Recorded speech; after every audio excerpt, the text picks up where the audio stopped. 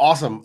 Jason, I am super excited to chat with you today. And everybody, thanks for joining us. We have a really interesting topic. We're going to be talking about professional networking. So not computer networking and wiring and all that stuff, but the oldest networking in the world, professional networking. Jason, you've been around.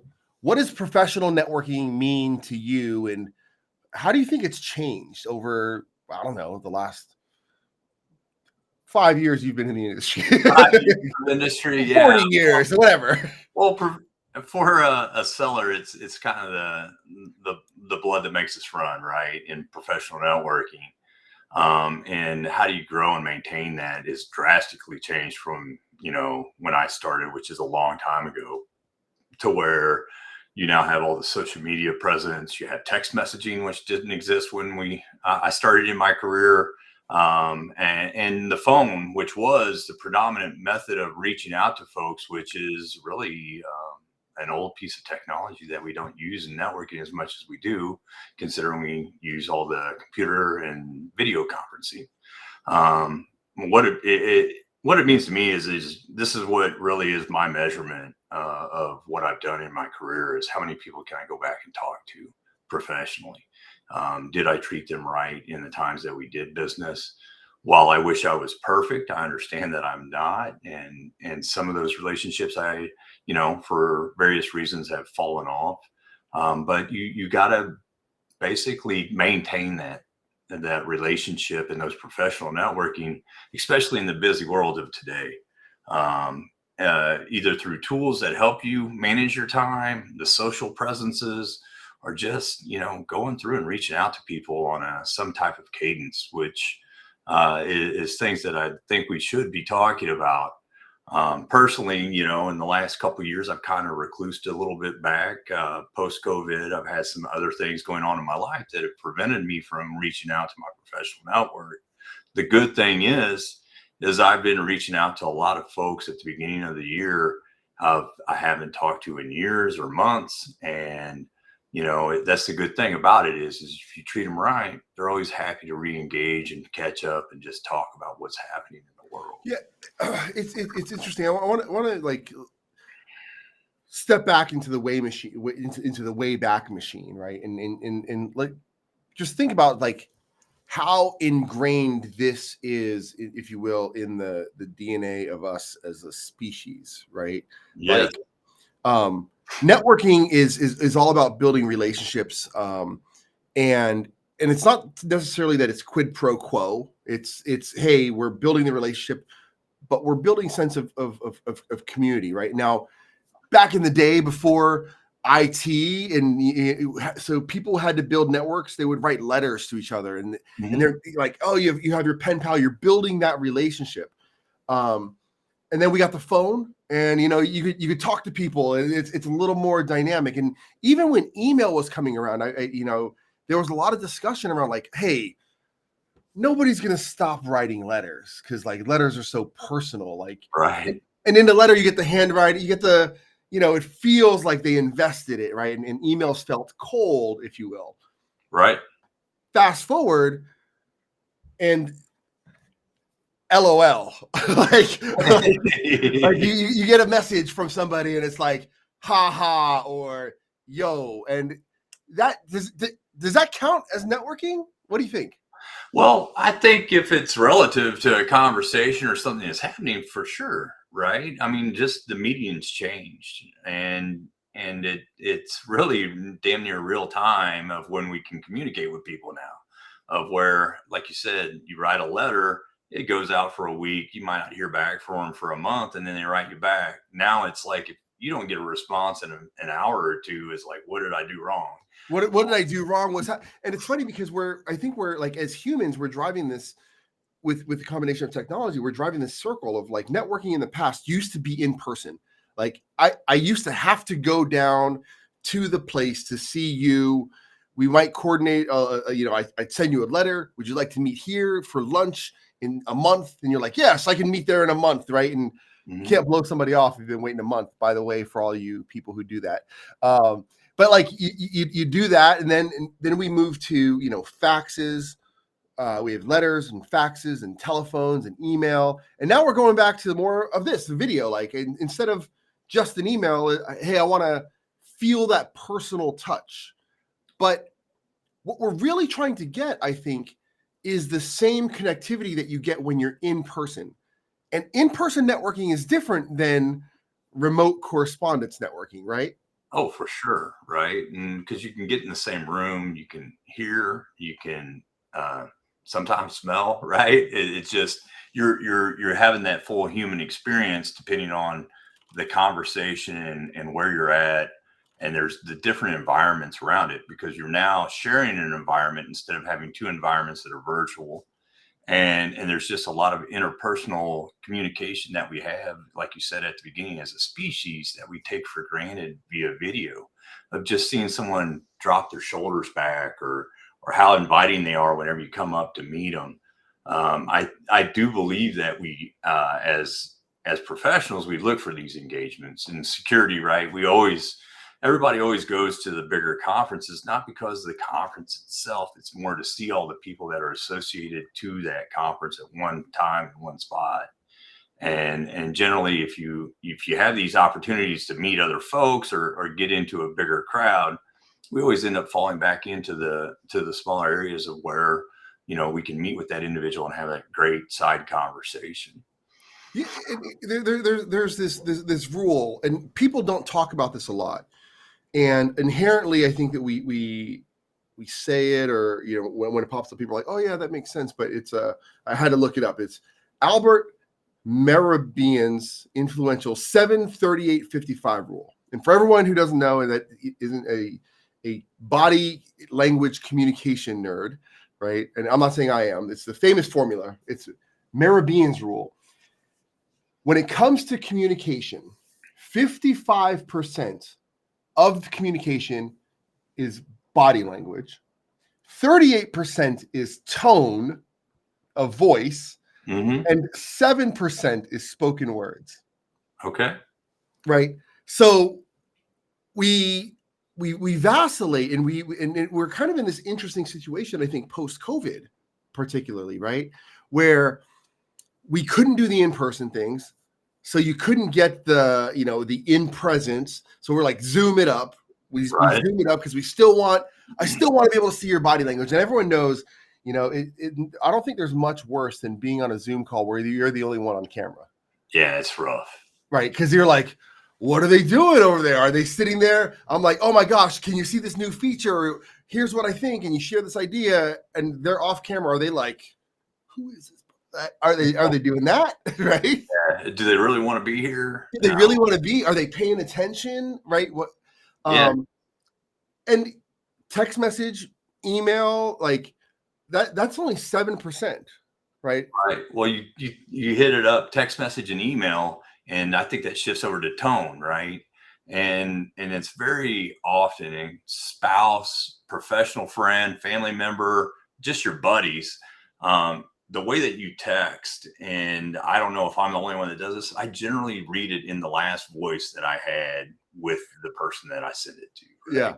Like when they send me something, it's like it's a projection of that. And that's where tone comes in, right? Because if you might have had a very spicy conversation with your spouse, you send a text the next time, they read it in your spicy voice, right? Because it's like real short and to the point back. 100%. I mean, I've been married for, oh my gosh, 18 years, 19 years, Congrats. 18 almost. Like, and like, there's just this piece of where like you gotta send the reset. Like, if it wasn't the greatest chat I have with somebody, then I'm gonna send like a meme or something to reset the conversation, right? There's a great Key and Peele skit where one of them's like, "Hey man, do you even want to go to the bar?" And he responds like, "Sure, whatever, I don't care." And he's like, "I don't care. Whatever." Like, What do you mean? what do you mean, right? Like, okay, so Yeah. body language, tonality, those are all important. We have another session. We're going to talk about how you do presence and the importance of presence on Zoom. But how should people think about networking? And they go to a conference. How do they build how do you effectively network at a conference? And then afterwards, how do you take that in-person connectivity and maintain some connection remotely? What's your suggestion or thought on that? Right. So, well, when you do the in-person networking, there's a genuineness that you must carry, right? And most people can read through that very quickly, especially with the body language whenever you're in a room. When I go to a conference, it's always usually there's at least a few people you know. And if there isn't anybody, what do you got to lose? Go out and speak to people, read the room, start to move around and talk to one another, listen. You need to be a better listener whenever you're actually increasing your network size, because this is the way you learn how to talk to people and understand where they're coming from. And this is also what's going to be very important when you do follow up or you do try to carry that conversation on past the immediate uh, conference or networking event that you're at. Second side of that is yes, you keep somewhat of it too professional, but at chances you're going to get to move to a personal level. And you got to remember to keep that somewhat guarded also, right? Is we don't want to share everything about the family or all of our interests. Again, you want to go in small steps. So you got to be a little bit guarded in that conversation, but not to the point of where you're unconversation. I still subscribe, and like maybe I'm in the minority, but like I still subscribe to the idea like there are just certain topics you shouldn't talk about at work. Oh, Like, yes. right? Like don't do that. But like it's not easy for people because like not everybody's an extrovert. Like what's a tactical recommendation? Like imagine I'm an introvert person. Maybe I shouldn't be in sales, but maybe I think introverts can do well in sales as well, right? Of course. But like I show up at this conference, like what's the thing? Like how should I approach it? What should I like? How do I network at a conference? And I don't really know anybody, or maybe I know a few people there. What's a couple golden rules that you would say? Because I've got a few that I've learned over the years. Yeah, well, I'd definitely love to hear yours. Me, whenever I'm at a conference and I'm networking, I'm always professional to the point until I get the opportunity to be personal. And what I mean by that is I introduce myself. I speak very quickly of who I work for, what my background is, or what my organization does, if that's what they ask me for. And then I quickly reverse back and I go into question mode because I want to understand that person more. And the key is do not ask yes or no questions. Is by far the number one. I'd say uh, point I would make here is because if you get into yes and no, that kind of does not allow for exploration of one another's ideals. Yeah. And sometimes until you get it naturally, you might just need to practice at it. And sometimes it's a 5-line note card of where here are the open topics I'm going to try to push forward at whatever type of conference you're going to. If you're in security, you're going to want to talk about security. If it's more specifically around identity, then get down to the granular level. But you need to kind of keep it in the same vein, though. It's like have those open-ended questions around the conference itself, and that will grant you opportunities to go and expand the conversation to get to know that individual better. Okay, so let's use that as just a really concrete. Let's have a concrete example of it, right? So I walk up to somebody. I'm like, "Oh, hey, I'm Anthony." They're like, "I'm Jason." Like, Jason, so you're in IT? Yes, That's a bad question. correct. Should like I would say like, so what aspect of IT are you in? Tell me a little bit. How'd you get into the role? What do you like? Those are better questions. Yes, yeah. If you can yes or no it, you and this is practice. Open-ended questions. Every sales training talks about an open-ended question. Zig Ziglar, it's like the foundational premise of his entire training methodology. And when you think about it, is until you start practicing a little bit of what you're going to ask, you don't realize it, Yeah. right? A lot of times it's just natural. We say, "Hey, you work in IT?" Yep. And if you're meeting another introvert and you're trying to pull information out of them, your conversation is going to go quick and it's going to be awkward. And you're like, "Yeah, I guess I should have asked that a little bit different." So you can always reverse back if you didn't get the response that you wanted. Yeah. But sometimes people feel like it's, I don't want to have the same questions I ask everybody. Is there anything wrong with that? Like having the same kind of like baseline that you use? I don't think so. I think the reason why a lot of people stay to the same question is because they're not comfortable with going outside that realm. And this Yeah. is where practice comes in, right? You ever think about how you want people to get to know you or vice versa? It's just simply kind of being a little bit more self-aware and turning the tables. Like, how would you want questions asked to yourself? All right, Yeah. I'm an introvert. I got to go meet people. This is going to be uncomfortable. Well, maybe what you need to do is just take baby steps. And this is a lot of times I do this in coaching with engineers specifically. God bless them. But it's like, how do you expand on the conversation? And it's like, hey, you're just going to have to practice, get some open-ended questions, and you'll be surprised at how the conversation will progress. One of the most influential books for me is actually this old book. I think it's old. It's called The Lost Art of Listening, right? Mm-hmm. And what was great about that book is it actually has this whole premise of like, you can have a conversation with somebody where you're just asking them questions. And by the end of the conversation, they don't really know anything about you, but they think you're an amazing person because you let them do their favorite thing in the world, Right. which is talk about themselves, right? Mm-hmm. Or talk about their kids or whatever that is, right? And I think it's an important piece for folks to understand that it is about asking those questions. It's getting people to talk to you, share, and then you can come back and draw the correlation or connections there. But I gotta hone in on something that you didn't say. You did not mention drinking a lot and having a good time at these networking events. Not anymore. I'm retired. Okay. It's like sometimes people go out to a conference, and I saw this actually a lot more than I have in the past. I saw this at the last Black Hat, right? They're like, "I'm in Vegas, baby. We're going," and I'm like, "Hey, there's a Vegas with the boys or girls trip, Right. and then there's Vegas with work, right?"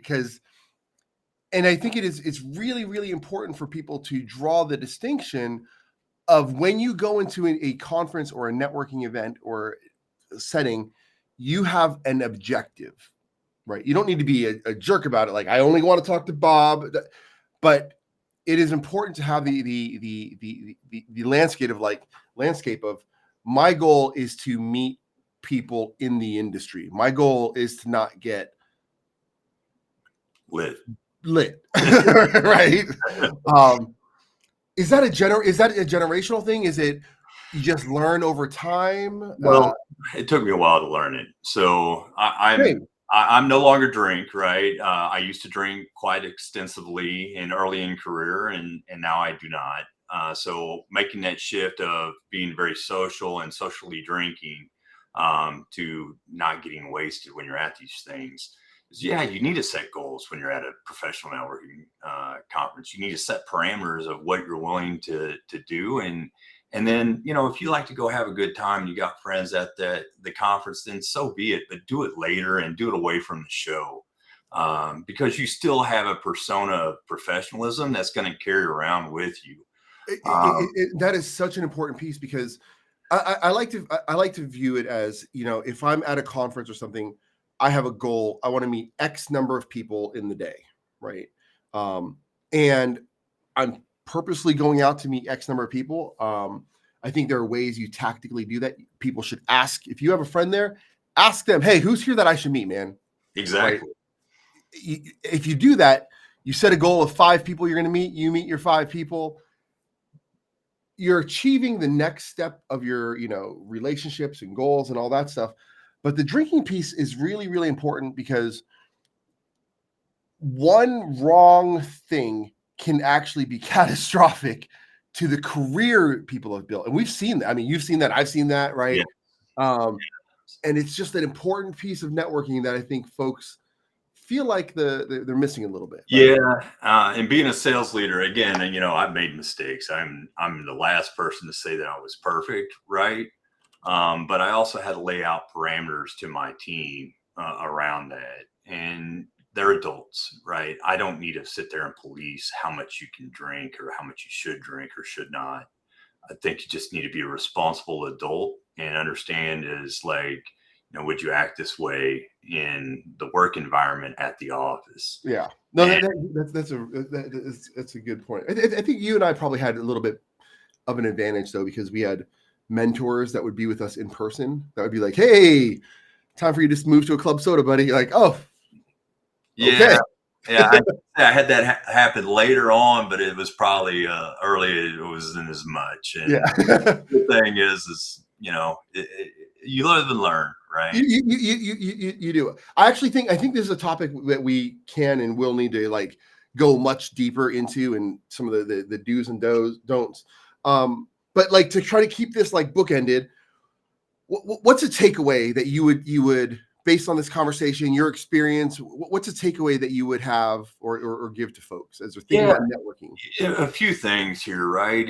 And mainly this is for probably the introverts is what I'm going to speak to. And you mentioned a book, and there's an old book called How to Win Friends and Influence People. It's a great book about networking.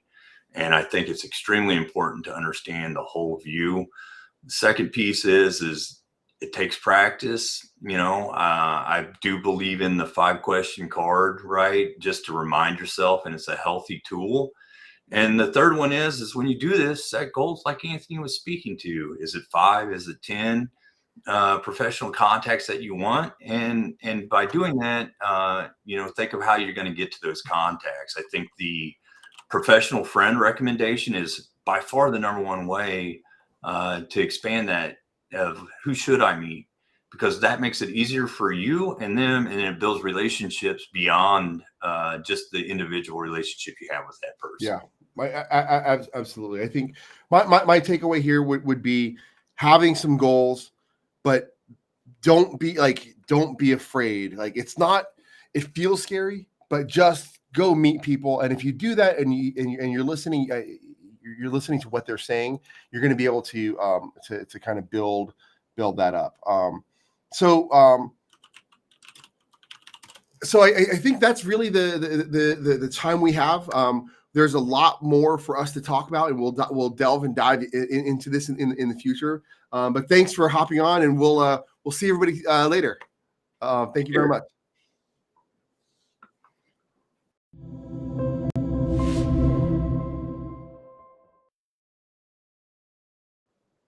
Okay, cool. I think that was enough to cut and stuff. I got to hop to this next meeting. Roger that. Cool. Thanks, guys. I'm leaving now. Bye.